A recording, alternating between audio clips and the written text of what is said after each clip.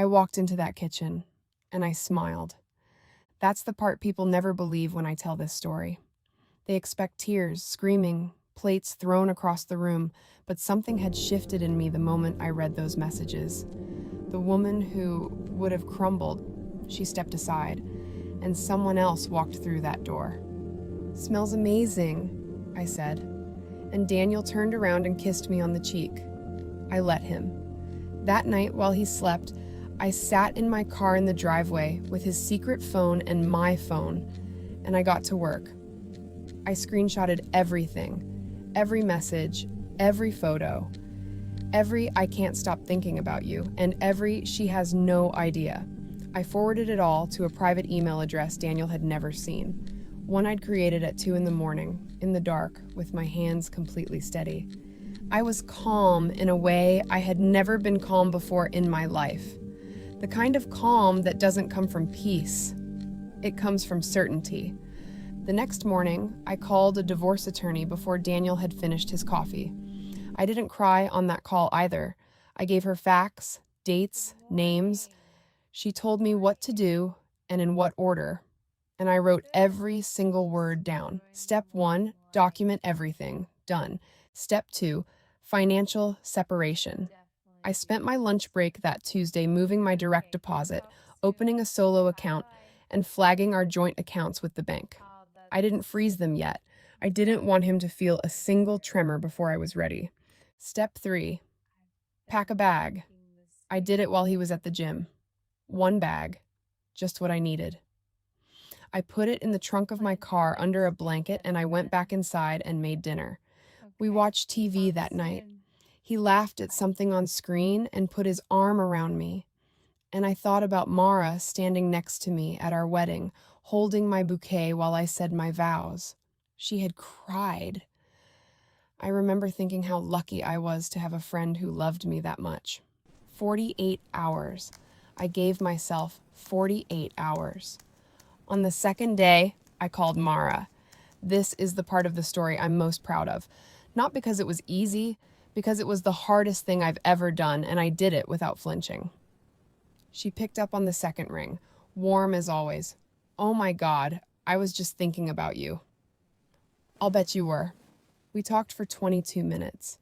I know, because I was recording the call on my other phone, propped against my coffee mug, screen down.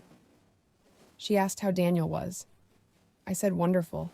She said we needed to do dinner soon, just the 3 of us, like old times. I laughed and said that was actually exactly what I was thinking. She had no idea. Her voice never wavered. She asked about my mom, remembered my work deadline, told me she loved me before she hung up. I sat in the silence after that call for a long time, because what I understood in that moment was this. She wasn't nervous. She wasn't guilty. She had made her peace with what she was doing to me. She had decided I didn't matter enough to stop. That made everything that came next very, very easy. I chose a restaurant we'd all been to together, neutral ground, nice enough that no one would make a scene. I texted Daniel. "Dinner Friday, 7 p.m. I made a reservation, just us. I've been missing you." He sent back a heart. I texted Mara 20 minutes later. "Okay, I need a girls' night. Dinner Friday, 7 p.m. Same place we went for my birthday. I have so much to tell you." She sent back 3 heart emojis and a "can't wait." Neither of them knew about the other. I got there early, asked for the corner table, ordered a sparkling water, and I waited. Daniel walked in first, smiled when he saw me, sat down, reached across the table for my hand. Then he saw Mara walk through the door. I watched his face. I want you to understand, I was looking for it. That half second where his expression collapsed before he rebuilt it. It was so fast, but I saw it. Mara saw him, stopped walking, and then she looked at me. I smiled at both of them. I reached into my bag, and I placed his secret phone on the table, face up, screen on, open to the last message she had ever sent him. Nobody spoke. I picked up my purse, I pushed back my chair, and I looked at them both, really looked, for the last time. I didn't say a single word.